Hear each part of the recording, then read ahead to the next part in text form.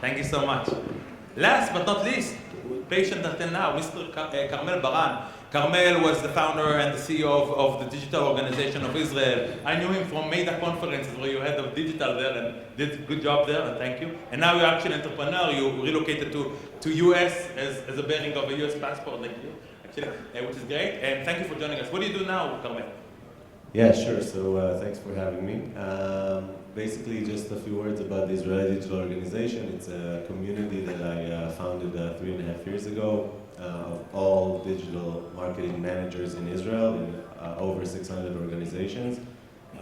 We formed like a workers' union that actually does a lot of stuff for the members, like seminars, all kinds of seminars, conferences, all kinds of services. And in the past year, I've merged it into a bigger nonprofit. It's called the Chamber of Engineers in Israel. They have 4 branches.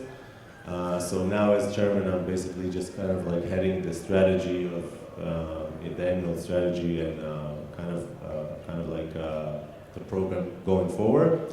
Now I'm, like you said, moving to New York, and I'm going to keep consulting, lecturing, and maybe find my next big challenge also. And there's a nice to see, a very nice community of Israelis, ex-Israelis, each one of you about new trends. So Carmel, let's start with you.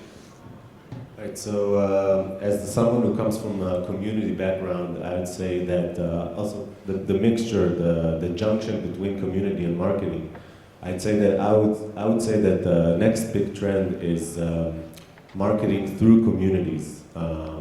Basically, you see a lot of people talk about influencers and micro-influencers.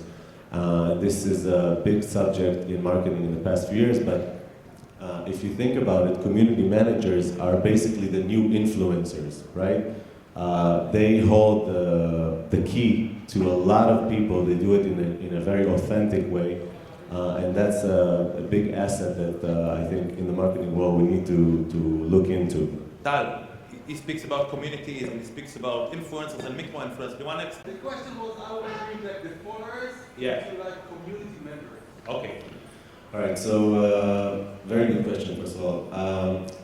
In the past few years, we see, especially in the last year, we see Facebook itself, and Mark Zuckerberg was on stage a couple of months ago in their yearly conference, and they've actually restated their vision, Facebook as a company, and they are focusing on community now, because they realize that along the years, all they've been focusing about is just business and just bringing more money in through pages. We all know what they did to all the companies, basically, all the brands had to pay like millions of dollars for people to like their page, but then they reduced the reach of the pages like every month and every year. So now, like you say, there's no reach, there's no organic reach now. So that's why I've said in the beginning of the panel that the new way to market things is through community. It's basically the way Facebook sees the feature is groups, right? Like we're all in groups.